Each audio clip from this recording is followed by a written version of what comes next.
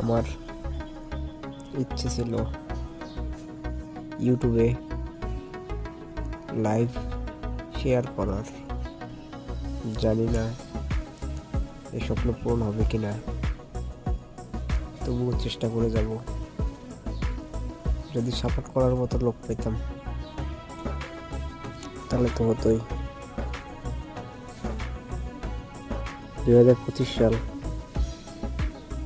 আর কিছুদিন বাকি আছে 26 সাল পূরণ হতে, তবুও চেষ্টা করে যাব।